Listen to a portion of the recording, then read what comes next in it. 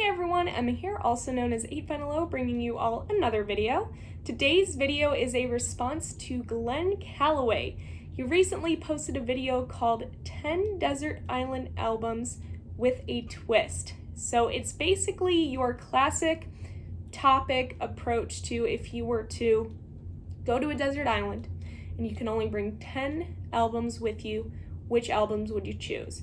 However, the twist is that you can only pick one album per decade, starting with the 1960s, going through the 70s, 80s, 90s, 2000s, 2010s, 2020s, and then you get 3 bonus albums. So when he posted that video, I started to kind of watch through. I thought that the topic was interesting. I thought that it was very difficult. Not only, right, are you limited to 10 albums with you to basically have with you on your desert island, but now you're limited to choosing one per decade. So if you're more inclined to listen to the 60s, 70s, 80s, right, you have to limit your picks. So I really liked the topic. I really enjoyed hearing Glen's take and seeing his choices, and it started getting my gears going, and I decided that I wanted to jump on this too. So this is my response. Again, 10 Desert Island albums. What albums am I taking with me? And it has to be by decade. So this was difficult. Now these are just my choices today. Now, some of these would be my choices every day. Some of these, depending on time in my life, depending on where I'm at in terms of music tastes, some of these might change. But this is where I'm at today, and this is my response to Glen. And again, as always, if you don't know Glen, most of you probably know Glen. But if you don't know Glen, I'm going to link him down below. Check him out. Give him some love. So starting with the 60s, moving on to the 2020s, and we get 3 bonus. So that's great. I love the bonus. Okay.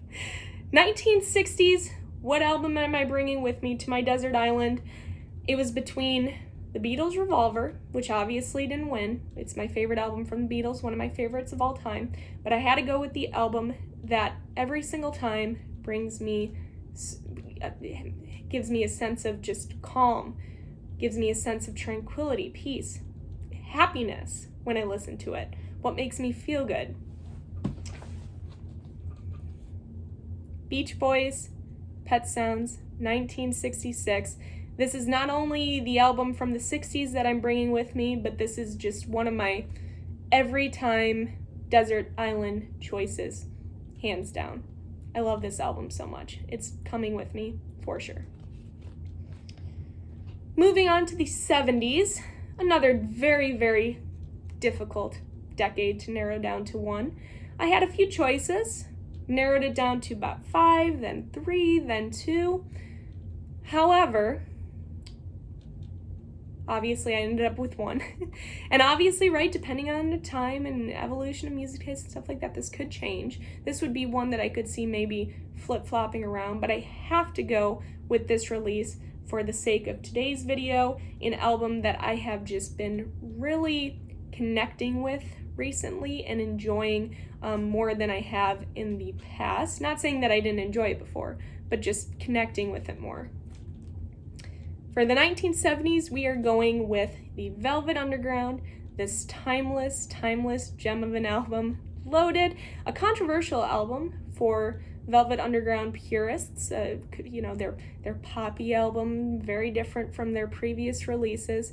However, a beautiful album nonetheless. Lou Reed's songwriting, as always, but in this particular release as well, is just amazing. His lyrics are unbelievable.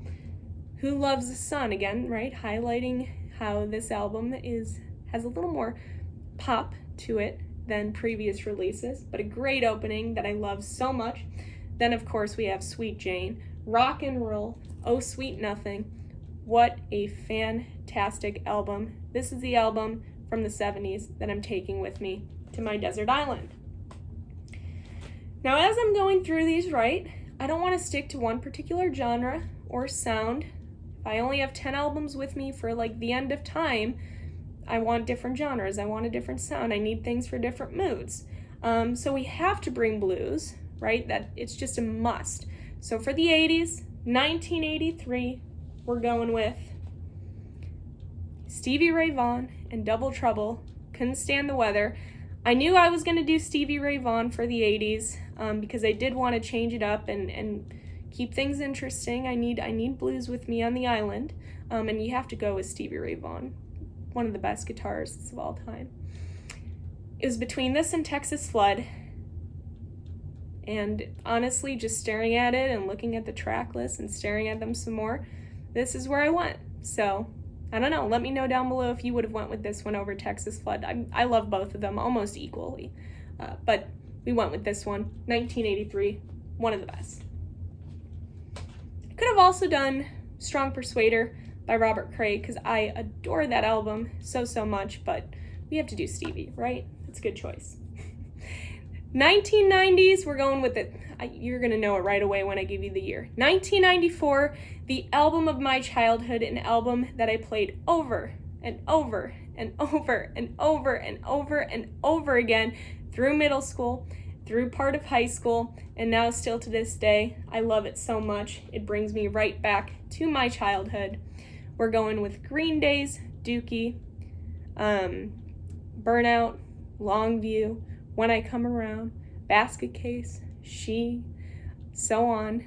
So many great. This is like a Green Day's greatest hits in one studio album. So unbelievably good, and a sentimental album that I definitely have to take with me to my island. Okay, for the 2000s, now I also limited this, and if you've noticed as you're watching this, there's not any Cheap Trick. So that's another twist that I added to this, because this whole video would just be Cheap Trick. It is what it is. So there's no Cheap Trick, but I also limited it to what I have. So maybe I would choose other things if I had them in the collection, but I wanted to specifically keep it to the collection.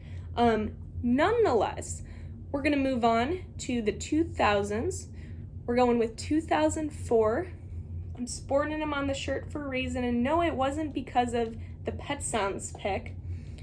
We're going with Brian Wilson Presents Smile, his kind of revisit of the abandoned 1967 Smile Sessions release. It's one of those great what if albums. What if questions in music? What if this was released in 1967? Would it have been as critically acclaimed as it is now? I don't know.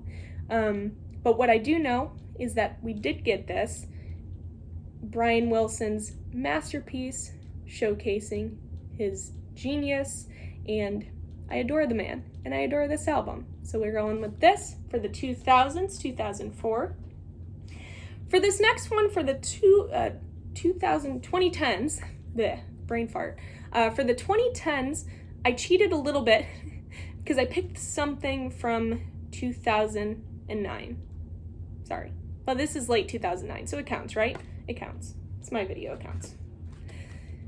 Foo Fighters, and what better way to bring with you a compilation of the best from the Foo Fighters on a desert island than to go with their greatest hits release. Again, this is from 2009, so I might be cheating. I'm only off by a couple months. I think when I looked this up, it said November of 2009, so it's basically 2010. But Foo Fighters, greatest hits. I've been on such a Foo Fighters kick recently, of course, with the tragic loss of Taylor Hawkins. But this is always a band that I enjoyed growing up, and a band that I revisit often, and this is one of those moments in time where I'm revisiting them a lot. So, Foo Fighters, greatest hits, All My Life, Best of You, Everlong, The Pretender, My Hero, Learn to Fly, Times Like These, Monkey Wrench. I'm bringing this with me. Just saying. That's coming with. Moving on, 2020. What am I bringing on with me?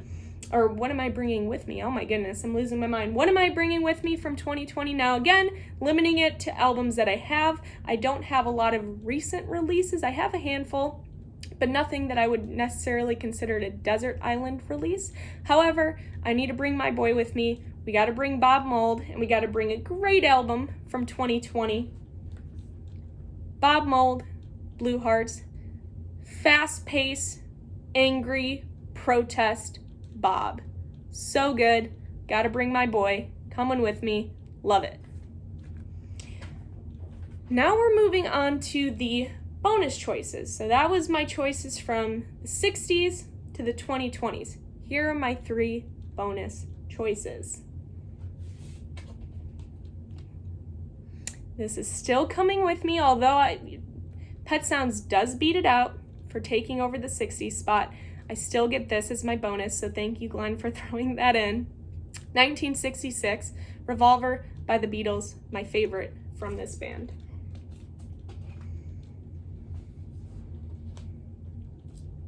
Number 2 for my bonus pick, we have to do Bert Jansch. Favorite release from Bert Jansch. This is Birthday Blues from 1969.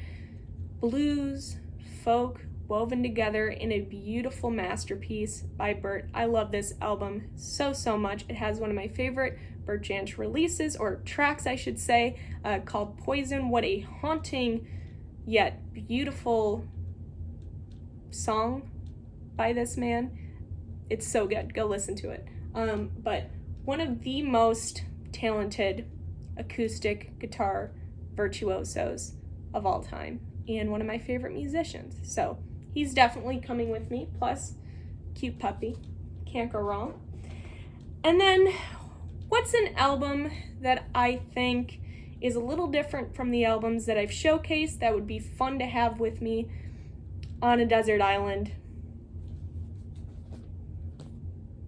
The Cars, self-titled, from 1976. This is an all-killer, no-filler release, and again, is such a fun album to listen to. So I definitely want this with me on my island as well.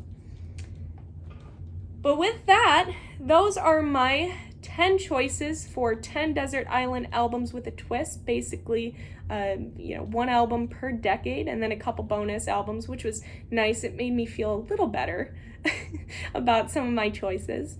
But let me know in the comments below, make a video response if you want to make a video response. Glen did a wonderful job coming up with this topic.